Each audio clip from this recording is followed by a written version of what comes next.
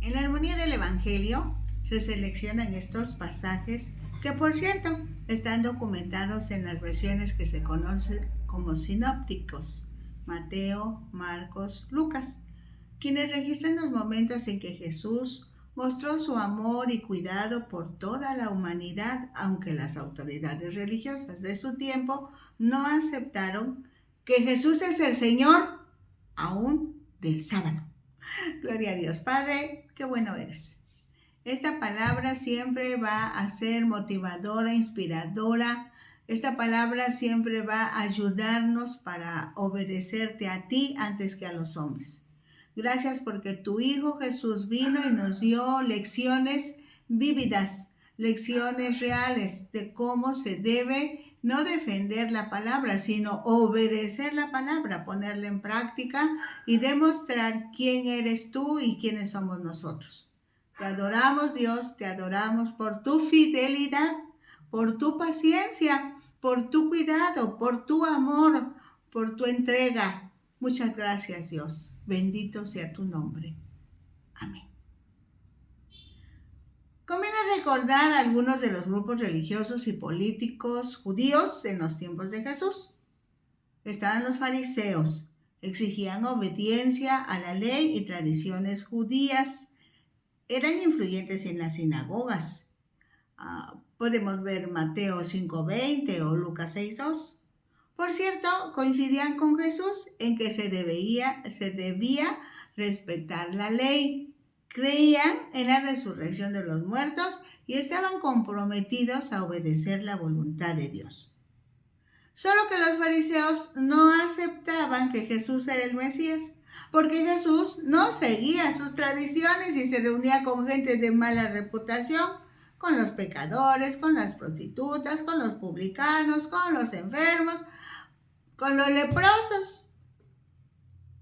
Otro grupo, los saduceos, era la clase social de gente rica. Solo aceptaban el Pentateuco: Génesis, Éxodo, Levítico, Números, Deuteronomio. Negociaban los oficios del templo. Unidos a los fariseos, integraban la mayoría en el concilio o Sanedrín. Esto lo encontramos en Mateo 3:7 y en Marcos 12:18. Los saduceos coincidían con Jesús en cuanto al respeto por los libros de Moisés y la santidad del templo, pero negaban la resurrección del cuerpo y aceptaban el uso del templo para realizar operaciones comerciales. Los escribas interpretaban la ley, pero también enfatizaban la práctica de las tradiciones. Muchos escribas fueron o eran fariseos.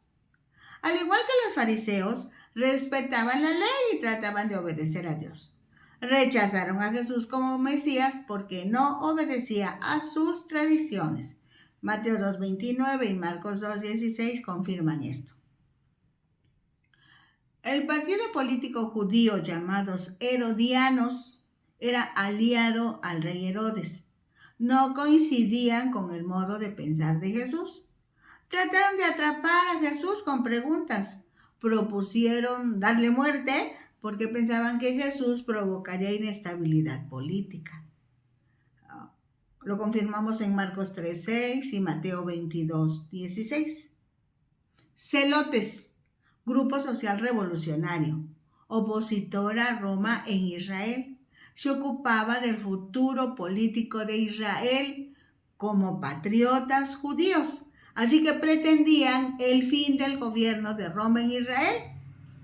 Sí esperaban al Mesías, pero no aceptaban que Jesús fuera el Mesías, pues esperaban a su Mesías como político, conquistador, que venciera a las legiones romanas. Esenios, grupo religioso de judíos de santidad personal a su manera. Tenían en práctica algunos rituales y pureza ceremonial. Enfatizaban la justicia, la honestidad, el compromiso. En eso coincidían con Jesús, solamente que creían que los rituales ceremoniales los hacían justos, solo por llevar a cabo los rituales. En la selección de hoy tenemos los momentos en que los discípulos de Jesús, en el día de reposo, recogen espigas y Jesús sana a un hombre que tenía la mano seca. En estos eventos, Jesús aprovecha para dejar en claro que la observancia del sábado o día de descanso había caído en una exageración que ofendía a Dios. Sí, era la ley, pero mal interpretada, por lo mismo mal aplicada y con resultados desastrosos, pues llegaron a enjuiciar a Jesús y buscar la forma de matarlo porque lo acusaron de blasfemia, dado que decía que Dios era su Padre y por eso se hacía igual a Dios. La verdad es que Jesús es Dios mismo. Fue enviado del cielo a la tierra en forma humana, con la autorización y respaldo de Dios Padre, y fue ungido con el Espíritu Santo para mostrar a Dios aquí en la tierra. Todo esto ya había sido anunciado por los profetas del Antiguo Testamento. Y Juan, llamado el Bautista, quien se considera el último profeta del Antiguo Testamento, lo había predicado unos 6 meses antes de que Jesús iniciara su servicio o ministerio aquí en la tierra. Pero las autoridades religiosas y civiles de ese momento no entendieron, no aceptaron que Jesús es el Mesías, el ungido de Dios que estaban esperando y que hasta hoy ellos están esperando. Vayamos a la palabra. El primer evento, cuando los discípulos recogen espigas en el día de reposo. Mateo en el capítulo 12 de los versículos 1 al 8 lo registra. Marcos en el capítulo 2 de los versículos 23 al 28. Y Lucas en el capítulo 6 de los versículos 1 al 5. Vamos a intercalar la lectura para disfrutarla mejor. Dice Mateo 12:1. En aquel tiempo iba Jesús por los sembrados en un día de reposo y sus discípulos tuvieron hambre y comenzaron a arrancar espigas y a comer. Marcos 2:23 dice, aconteció que al pasar él por los sembrados un día de reposo, sus discípulos andando comenzaron a arrancar espigas. Los fariseos, basados en interpretaciones de la ley de Dios y en tradiciones judías, afirmaban que cosechar era una de esas prohibiciones, pues al arrancar espigas de trigo y sobarlas en sus manos, los discípulos de Jesús técnicamente estaban trabajando. En Levítico 19, 9 y 10 y Deuteronomio 23, 25, o sea, el Antiguo Testamento, dice que los agricultores debían dejar un poco de su cosecha para que el pobre y el extranjero, le hace viajero, pudieran ir, recogerlo y tener algo para comer.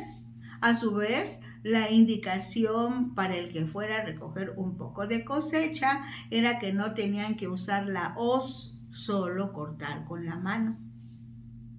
Jesús y sus discípulos habían arrancado las espigas, pero no estaban violando la ley. Eran las autoridades religiosas las que, siguiendo tradiciones, estaban aplicando mal la ley de Moisés.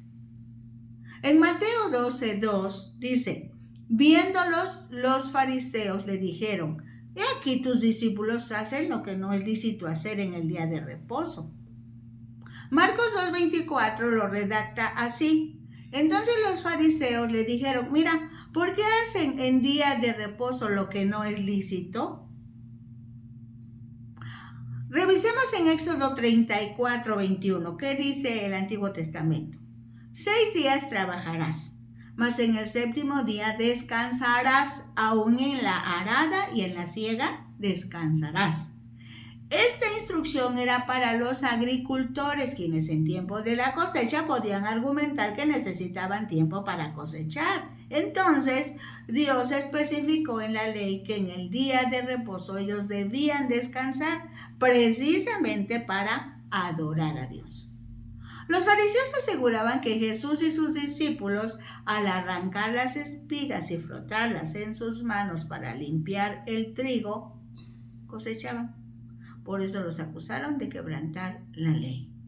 Con estas interpretaciones equivocadas, los fariseos cambiaron la intención de la ley, provocando que la población se sintiera vigilada, insegura, asediada, siempre cuidándose de que no fuera acusada de violar la ley y en consecuencia recibir castigos.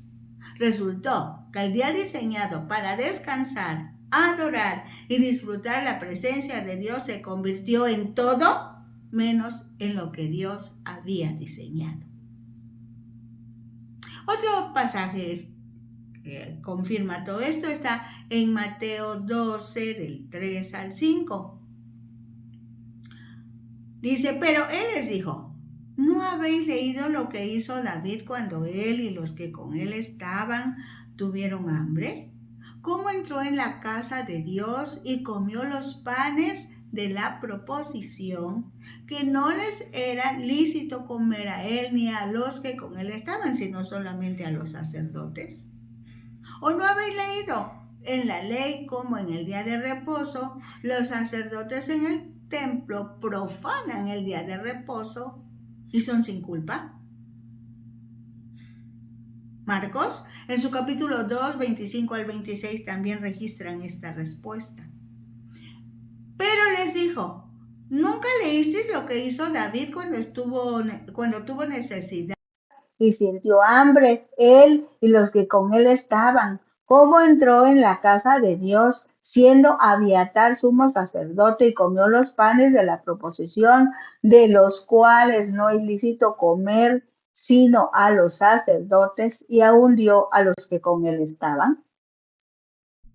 Respecto a los panes de la proposición, en Levítico 24, del 7 al 9, dice de forma abreviada, hablando del pan, de la ofrenda a Jehová, cada día de reposo lo pondrá continuamente en orden delante de Jehová, en nombre de los hijos de Israel, como pacto perpetuo, y será de Aarón y sus hijos, los cuales lo comerán en el lugar santo. Ahora bien, en 1 Samuel 21, de los versículos 1 al 6, se encuentra este relato al que se refiere el Señor Jesús. Pues cada semana se reemplazaban los panes de la proposición y los sacerdotes se los comían. El sacerdote le dio a David esos panes. David no era sacerdote. Dios no castigó a David porque su necesidad era más importante. Jesús estaba diciendo, si ustedes me condenan, tendrán también que condenar a David. Algo que los religiosos no podían hacer sin originar un gran alboroto entre la gente, pues el nombre del rey David era muy respetado. Debe enfatizarse que Jesús no estaba apoyando la desobediencia a las leyes de Dios, pero enfatizaba la importancia de tener discernimiento y compasión al aplicar las leyes. La ley en Éxodo 20, del 8 al 11, prohibía trabajar en el día de reposo para que las personas pudieran descansar y adorar a Dios. No obstante, los sacerdotes debían trabajar para ofrecer los sacrificios y conducir las ceremonias de adoración. Así que ese trabajo en sábado servía y rendía culto a Dios. Así entendemos que Jesús puso énfasis en la interpretación de la ley, es en la intención de la ley, es a lo que se llama espíritu de la ley. Pero los fariseos la aplicaban rígidamente según su propia interpretación.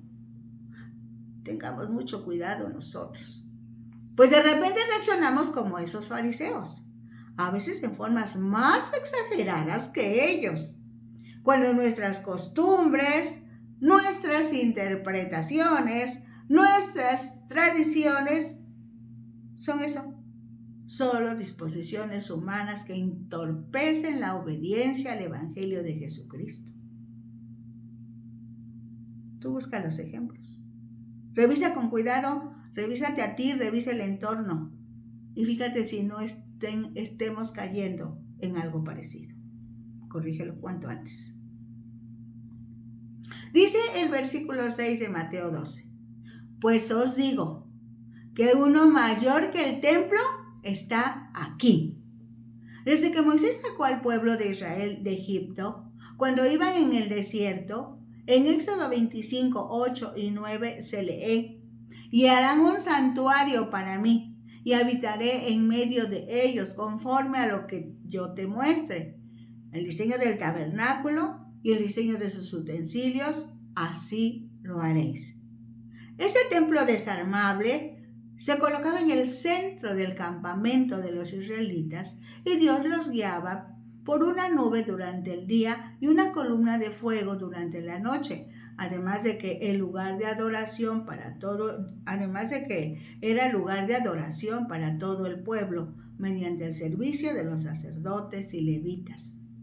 Cuando el pueblo de Israel estaba en la tierra prometida, en Primero de Crónicas, de capítulo 28, versículos 9 y 10, dice, hablando David, y tú, Salomón, hijo mío, reconoce al Dios de tu Padre y sírvele con corazón perfecto y con ánimo voluntario, porque Jehová escudriña los corazones de todos y entiende todo el intento de los pensamientos.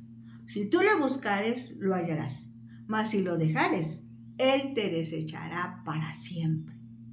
Mira, pues, ahora que Jehová te ha elegido para que edifiques casa para el santuario. Esfuérzate y hazla. Salomón edificó un gran templo y lo dedicó para la adoración a Dios.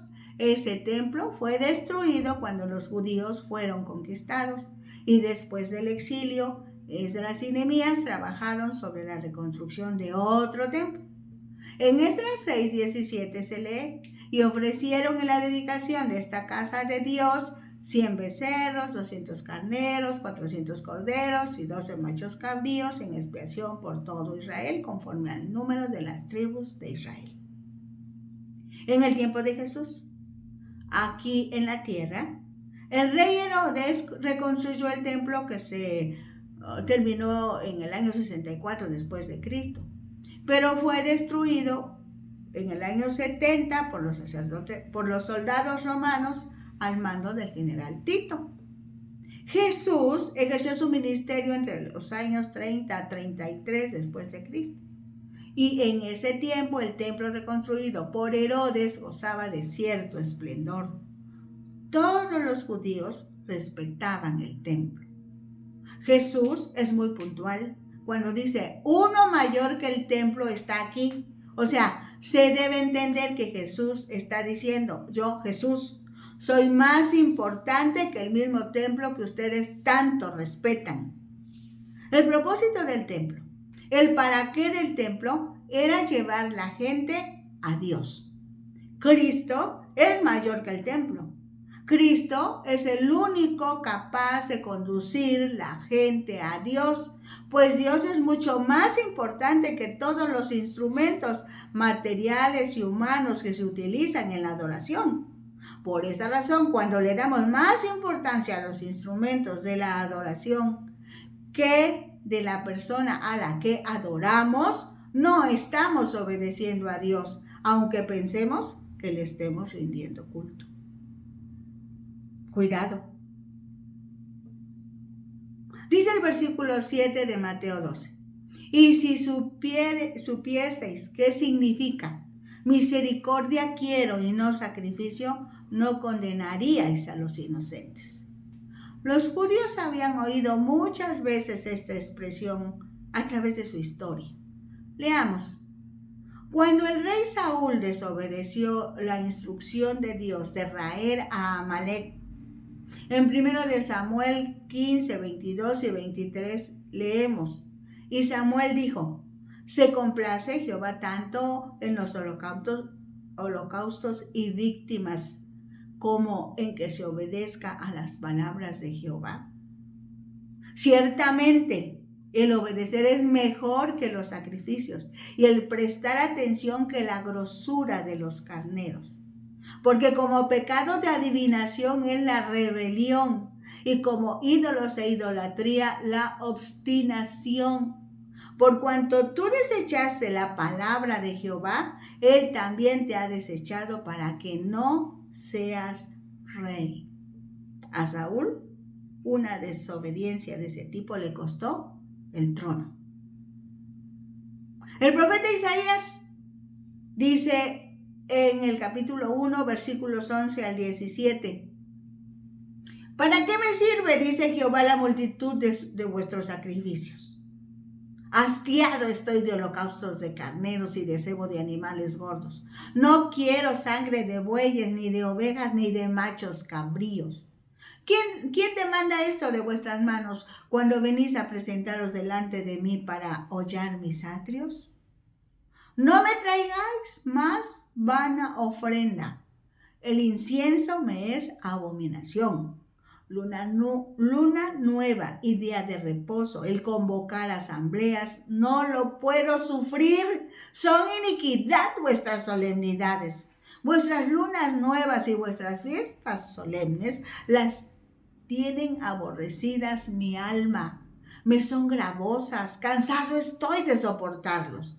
Cuando extendáis vuestras manos, yo esconderé de vosotros mis ojos. Asimismo, cuando multipliquéis la oración, yo no oiré. Llenas están de sangre vuestras manos. Lavaos y limpiaos. Quitad la iniquidad de vuestras obras de delante de mis ojos. Dejad de hacer lo malo. Aprended a hacer el bien. Buscad el juicio. Restituid al agraviado. Haced justicia al huérfano. Amparad a la viuda. Jeremías, al inicio de esta sección, dice que Dios envía a Jeremías a las puertas del templo para enfrentar la falsa creencia de que Dios no permitiría que dañasen el templo y a los que vivieran cerca de él. Jeremías reprende al pueblo por su falsa e inútil religión, su idolatría y la conducta desvergonzada del pueblo y sus autoridades. Por eso en Jeremías 7, del 21 al 23 se expresa: así ha dicho Jehová de los ejércitos, Dios de Israel: añadid vuestros holocaustos sobre vuestros sacrificios y comed la carne. Porque no hablé yo con vuestros padres, ni nada les mandé acerca de holocaustos y de víctimas el día que los saqué de la tierra de Egipto. Mas esto les mandé, diciendo: escuchad mi voz, y seré a vosotros por Dios, y vosotros me seréis por pueblo, y andad en todo camino que os mande, para que os vaya bien. Nada que ver con los sacrificios rituales o reglamentos. Y Oseas, que fue profeta en el reino del norte, Israel, que en ese tiempo había prosperado materialmente, pero decayó espiritualmente, porque el pueblo era ambicioso y tomó la conducta y la religión idólatra de los cananeos. Por eso en el capítulo 6, versículo 6, expresa: porque misericordia quiero y no sacrificio, y conocimiento de Dios más que holocaustos. Lo que quiere decir es que Dios instituyó el sistema de sacrificios en el Antiguo Testamento para que pudieran comprender a Dios y relacionarse con Él. Solo que un ritual religioso es útil si se efectúa con amor y obediencia a Dios. De lo contrario, se convierte en una burla, un desprecio hacia Dios. Dice el versículo 8 del capítulo 12 de Mateo: porque el Hijo del Hombre es Señor del día de reposo. En Marcos 2:27 se lee: también les dijo: el día de reposo fue hecho por causa del hombre, y no el hombre por causa del día de reposo. Y en Marcos 2:28 dice: por tanto, el Hijo del Hombre es Señor aún del día de reposo. ¿Sí? Jesús es Dios. Jesús es el Creador. El Creador siempre es más grande que la creación. Cuando dijo que era Señor del día de reposo, proclamó ser más importante que la ley y está por encima de ella. Tenía autoridad para dejar sin efecto sus tradiciones y regulaciones.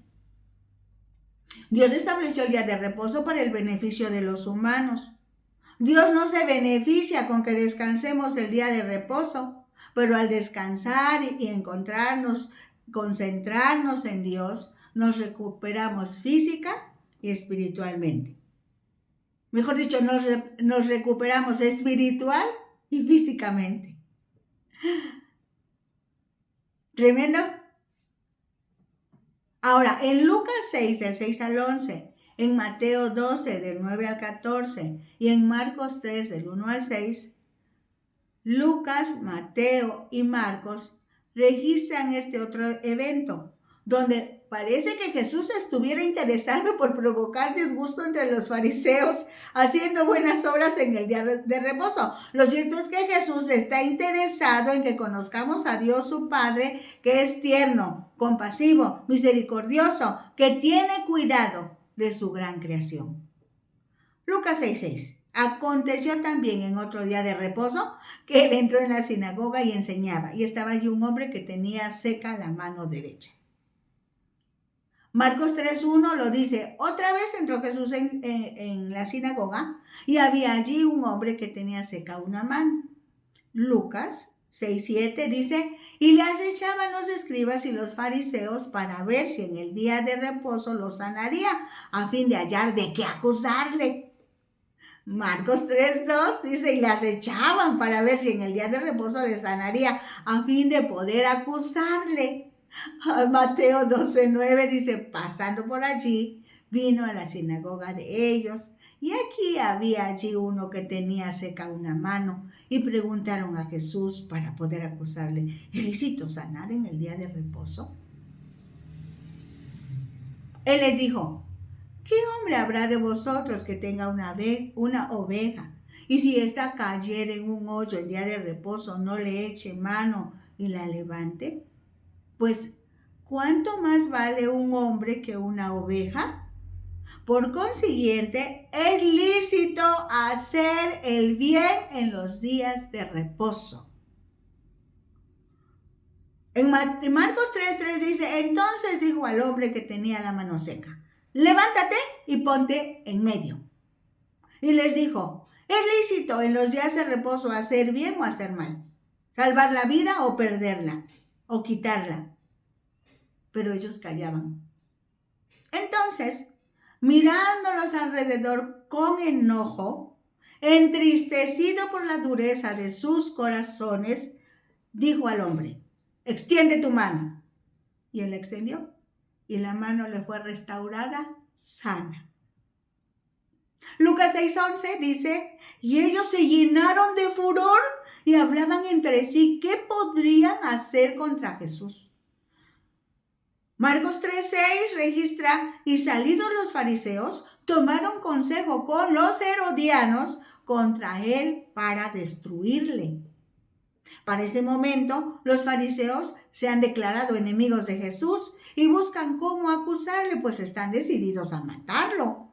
Jesús se enojó al ver la actitud de los fariseos. También sintió tristeza por la dureza de sus corazones. El resultado de ese su enojo y esa tristeza fue la sanidad de un hombre.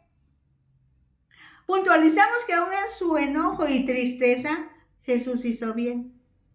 Esto quiere decir que Dios permite que nos enojemos, pero es indispensable que veamos cómo reaccionar en momentos así. Seguramente encontraremos personas como los fariseos en tiempos de Jesús. Tomemos el ejemplo de Jesús. Él solamente sabe hacer bien. Nosotros hagamos lo mismo. Solo hagamos el bien. Porque ahora contamos con la opinión del apóstol Pablo, que inspirado por el Espíritu Santo dice, todas las cosas ayudan a bien a los que aman a Dios, los que conforme al propósito son llamados. Jesús es el Señor, la máxima autoridad. Solo a Él debemos amar, respetar y en consecuencia obedecer.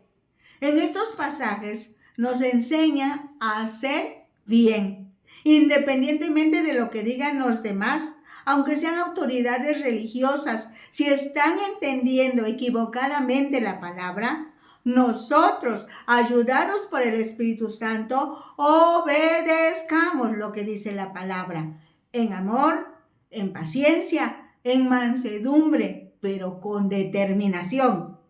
Obedezcamos lo que dice la palabra. Recuérdalo, por eso tienes que conocerla. Disfrútala, porque ella te va a equipar para el momento en que la necesites. Les invitamos a sintonizar Ventana Virtual Radio Cristiana, la señal que edifica, y la Unión de Emisoras Cristianas por Internet. Estamos uniendo al mundo con el Evangelio de Jesucristo. Estos materiales están en Facebook, Disfrutando la Palabra, es la página, o también en YouTube a nombre de Rosadela Hernández Ojeda. Los esperamos. Bendiciones.